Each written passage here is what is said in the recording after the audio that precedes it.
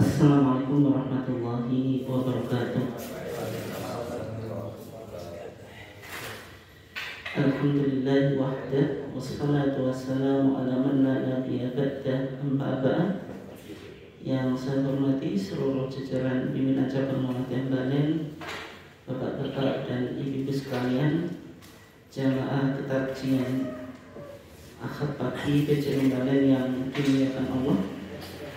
Alhamdulillah pada kesempatan ini kita masih diizinkan oleh Allah Subhanahu wa taala untuk thalabul ilmi dan juga tafaqquh fiddin melalui kajian baik putusan dan fatwa-fatwa tarjih dalam keadaan sehat walafiat dan juga suasana tahun baru.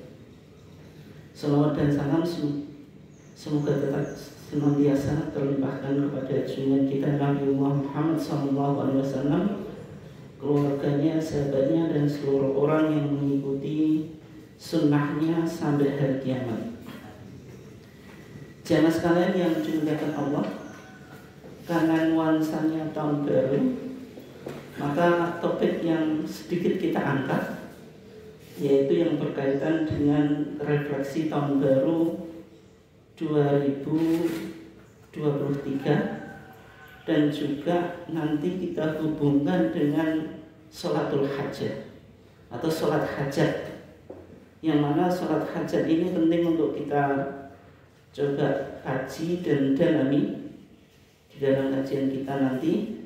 Apakah sholat hajat itu betul-betul ada tuntunannya atau tidak? Yang secara umum sholat hajat ini menjadi perdebatan, sehingga dalam prakteknya di kalangan warga Muhammadiyah juga orang begitu familiar, orang begitu mengenal apa yang disebut dengan sholatul hajat. Tapi fatwa kita ada yang berkaitan, sudah ada yang berkaitan dengan pembahasan sholatul hajat atau sholat hajat. Jamaah sekalian yang dimuliakan Allah, nah, sejak kemarin kemudian dini hari itu sudah pergantian tahun baru. Artinya kita sudah masuk tahun 2023 yang kita saksikan ada berbagai macam perayaan, pesta, dan variasi bagaimana masyarakat atau kebanyakan orang itu merespon atau menyambut datangnya tahun baru. Ada yang positif, ada juga yang negatif. Nanti kita coba lihat sebentar tentang prinsip-prinsip muamalat dunyawiyah.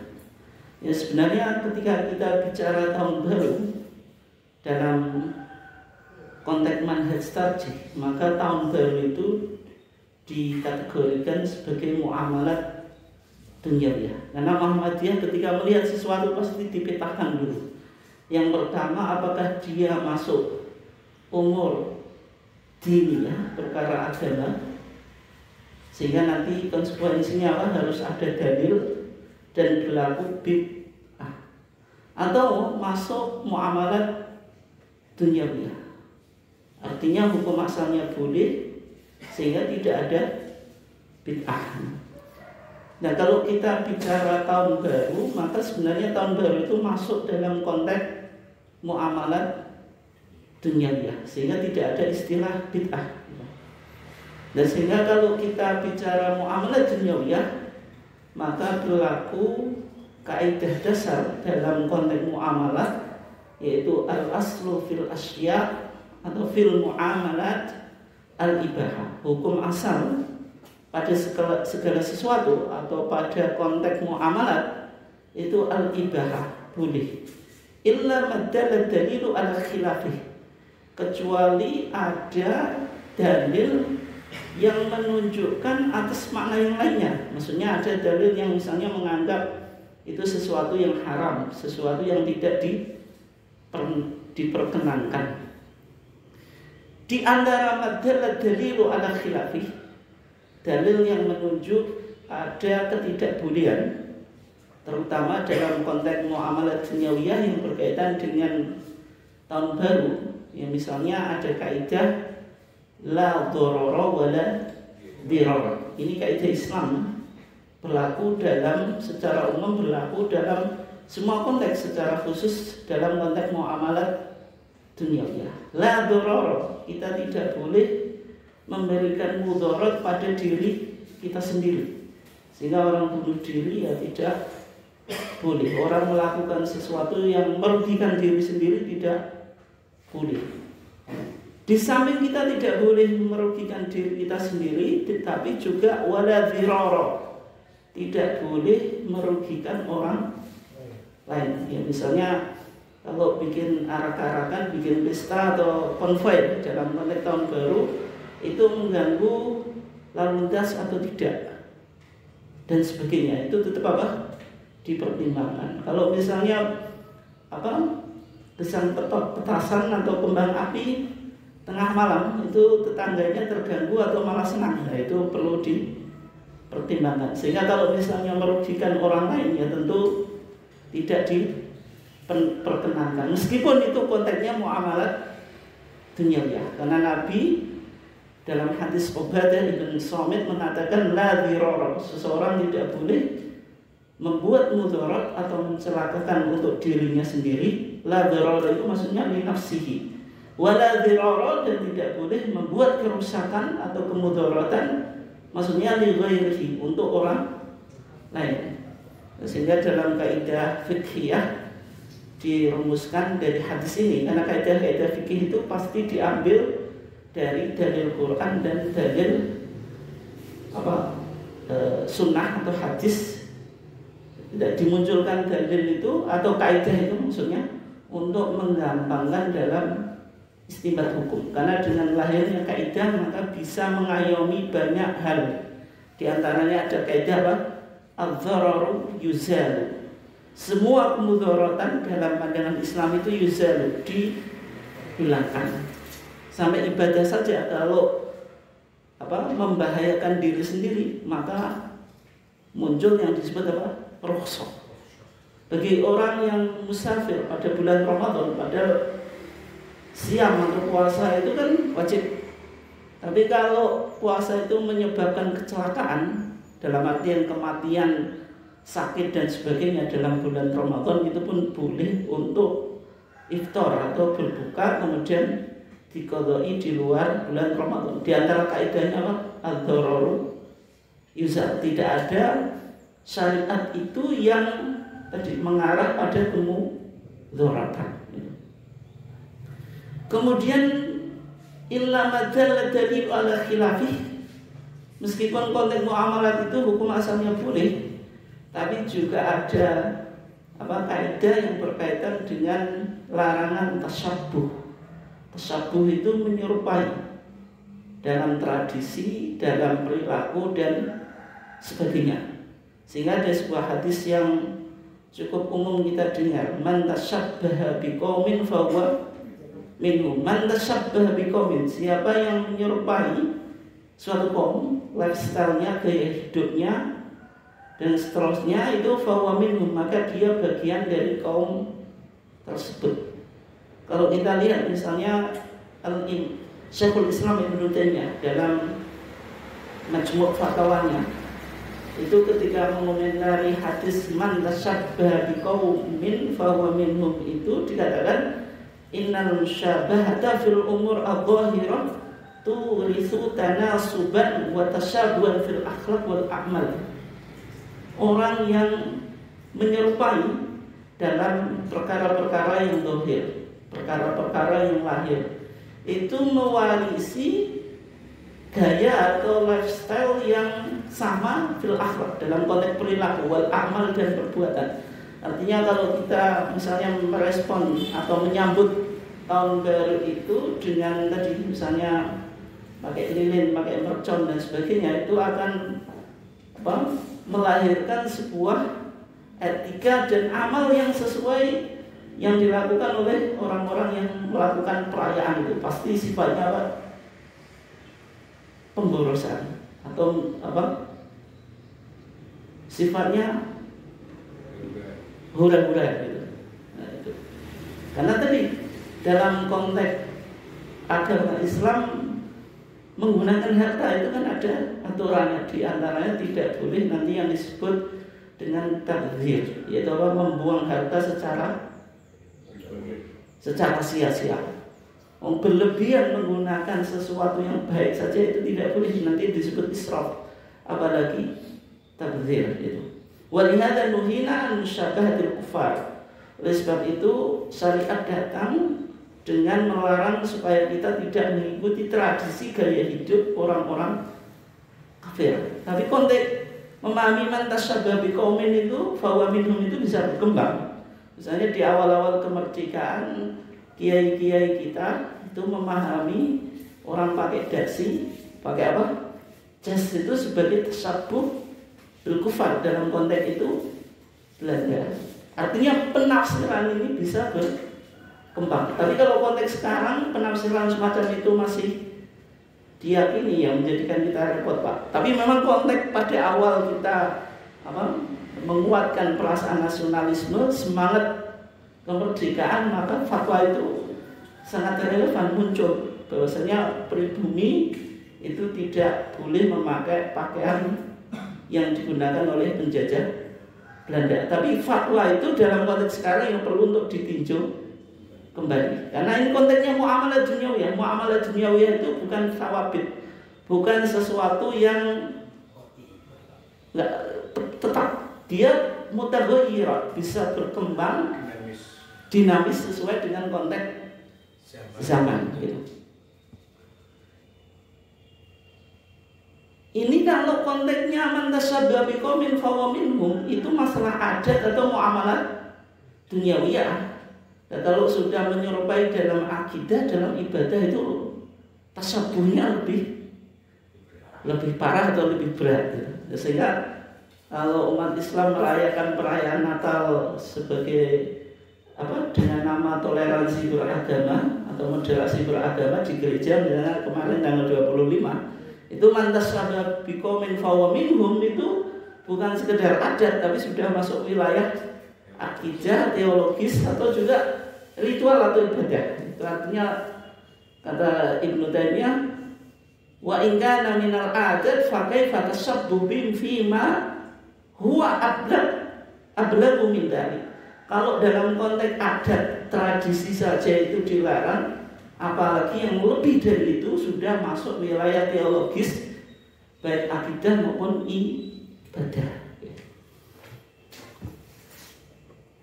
Nah, sehingga dalam konteks tasyabuh ini penting, karena Nabi sudah memberikan prediksi bahwasanya umat Islam itu akan mengikuti jejak orang kafir.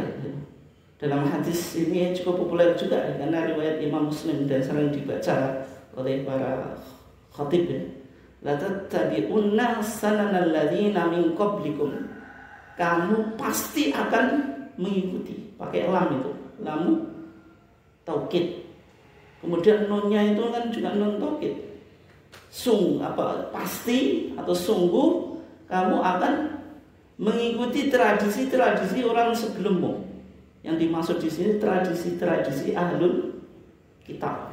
Shibran bisibrin, sejengkal demi sejengkal, wa dhira'an bi dhira'in, sehasta demi sehasta, hatta law dakhalu fi hujri dhabbin, bahkan sampai kalau orang ahlul kitab itu masuk di lubangan biawak dhab itu.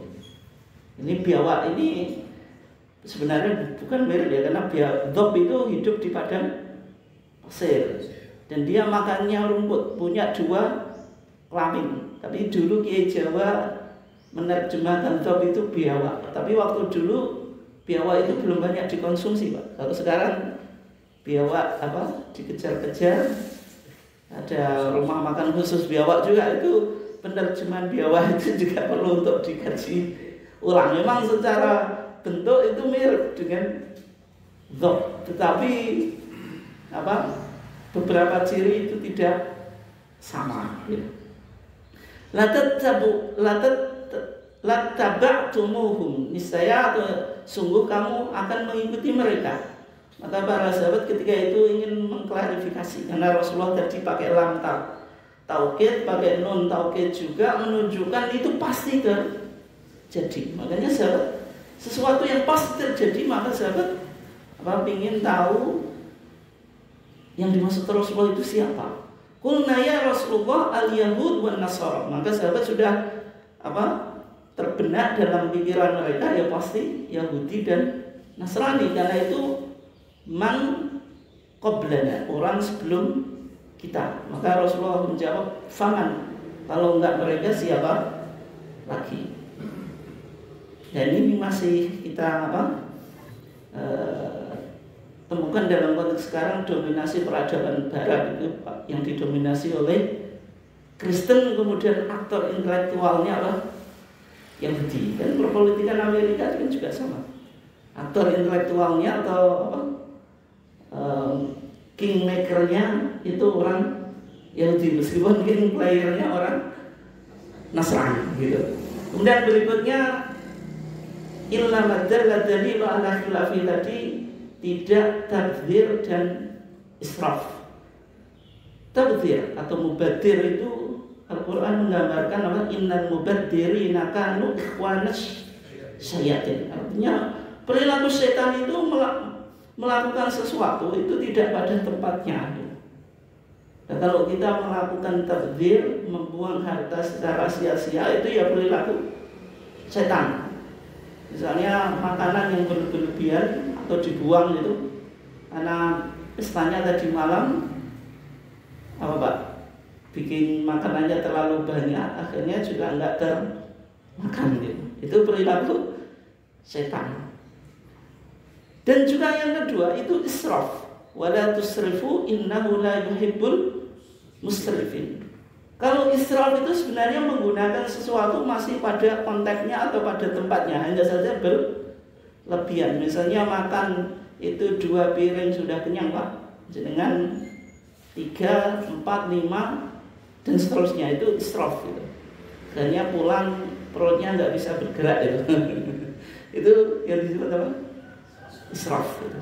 Dan sehingga kalau kita lihat dalam definisi Al-Imam Ibnul Abidin, ini seorang ulama dari madhab Hanafiyah, dalam bukunya Hasyiyah Ibnul Abidin, beliau mengatakan innal israf sarfu syai'in fima yanbaghi. Yang disebut israf itu melakukan sesuatu sebenarnya pada tempatnya, tapi zaidan ala ma yanbaghi, melebihi dari proporsinya. Wa tabdzir, yang dimaksud pemborosan, sarfu syai'in fima la yanbaghi, melakukan sesuatu tidak sesuai dengan proporsinya atau tidak sesuai dengan tempatnya. Misalnya makanan itu kan untuk dimakan, ketika dibuat itu tabdzir. Tapi kalau kita makan sesuatu melebihi dari kebutuhan kita, israf. Dan israf ini kadang yang kita tidak sadar. Kalau jenengan misalnya wudu itu menggunakan air, itu memang namanya wudu ya pakai air medianya. Tapi kalau jenengan wudunya 1 bak, bahkan 1 jeding juga habis, itu israf, itu nggak boleh.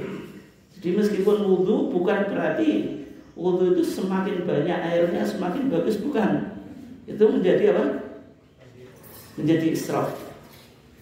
Menjadi israf Pak, bukan mubadir. Kalau mubadir kan tidak pada tempatnya. Okay.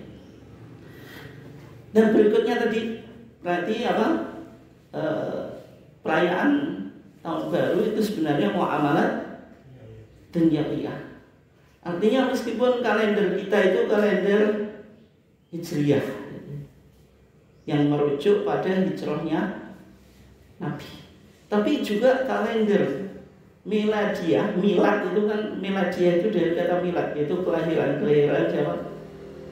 Al-Masih atau Yesus Kristus, atau makanya disebut Masehi. Masehi itu dari Al-Masih itu. Dalam artian meskipun dulu punya sejarah teologis Pak, tapi kan sudah mengalami pergeseran makna. Bukan berarti tahun Miladiyah itu tidak penting. Dalam konteks interaksi sosial kan kita pasti pakai Miladiyah. Bahkan kalender Hijriah itu yang nasibnya agak sial Pak. Karena banyak tidak dipakai, atau bahkan banyak yang kita lalai. Ya karena cuma penanggalan ibadah saja gitu. Idul Fitri itu pasti acuannya 1 Syawal. Sehingga kalau Idul Fitri pasti 1 Syawal. Kita sepakat itu. Nggak boleh Idul Fitri misalnya 2 Syawal atau 30 Ramadan itu. Okay. Nah, sehingga tahun baru itu ya sebenarnya muamalat duniawi. Sehingga ada beberapa hal yang mungkin yang positif atau yang negatif. Kalau tahun baru kita isi refleksi, introspeksi diri dan sebagainya, planning apa yang sudah berhasil, mana yang belum, kualitas ketakwaan dan keimanan kita bagaimana, apakah semakin baik atau menurun, itu ya memang baik. Meskipun itu konteksnya tidak tahun baru Hijriah gitu. Kemudian berbahagia, orang menyambut tahun baru bahagia dengan misalnya seorang suami istrinya disenangkan, diajak makan ya. Meskipun momennya tidak hanya tahun baru, menyenangkan istri kan kapan saja Pak. Ya, kalau berbahagia semacam itu yang wajar ya boleh-boleh saja kan. Artinya ya sekedar mengisi suasana itu ya boleh-boleh saja. Dalam artian agama Islam itu tidak kaku gitu. Tahun baru gak sah makannya nak semangat sambel kan, bukan semacam itu. Itu Pak. Kemudian berpesta dan berhura-hura. Nah, ini yang mungkin perlu untuk dikaji. Misalnya kembang api, petasan, musik dan hiburan yang mengarah kepada kemaksiatan. Ya memang ini kalau tadi sudah misalnya masuknya pada israf, tabdzir, merugikan orang lain tadi, misalnya menyalakan petasan tengah malam itu bagaimana kan gitu. Ya semacam itu bisa jadi menjadi yang negatif. Dan saling mengucapkan ucapan selamat itu lewat lisan, SMS, WA, BBM ataupun media sosial yang lainnya, ya sejauh yang kita perlukan. Apakah itu perlu atau tidak? Tapi tidak langsung atau tidak mengarah pada syubhat. Maksudnya berbeda dengan selamat hari Natal. Kalau selamat hari Natal itu kan ada muatan teologisnya. Sehingga kemarin fatwa tarjih menyimpulkan syubhat mau diharamkan juga bisa jadi hanya sekedar lisan saja, tidak masuk atau tidak ada unsur-unsur teologisnya. Tapi kalau dipahami halal bisa jadi mengarah pada unsur teologis, sehingga diambil kesimpulan syubhat. Kalau syubhat ya berarti lebih baik dijauhi. Tapi kalau tadi tahun baru itu kita mengucapkan tahun baru tidak sampai pada misalnya dosa. Tapi sejauh mana kita membutuhkan itu. Ya, sehingga tahun baru itu misalnya enggak sempat mengucapkan selamat ke orang tua macam-macam, ya artinya kalau itu tidak menjadi budaya kita ya sudah, tidak usah dihidup-hidupkan gitu. Artinya pandangan Muhammadiyah sebenarnya sangat fleksibel gitu ya.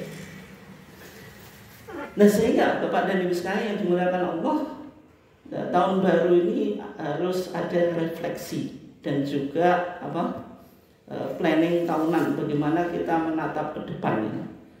Dalam konteks kita harus melakukan refleksi, introspeksi terhadap apapun, itu memang perintah dari Al-Quran atau amrun Qur'aniyun. Allah Subhanahu wa taala berfirman, ya ayyuhalladzina amanu. Ini khitabnya atau seruannya itu memang ditujukan kepada orang yang beriman, tidak khitab yang universal. Misalnya ya ayyuhan nas, ittaqullah, bertakwalah kamu kepada Allah. Kemudian ada wal tangzur, ada lamul amri, menunjukkan perintah. Hendaklah seseorang itu melihat ma qaddamat liqad, apa yang telah ia planningkan, apa yang telah ia lakukan untuk besok. Besok itu bisa masih di dunia ataupun di akhirat.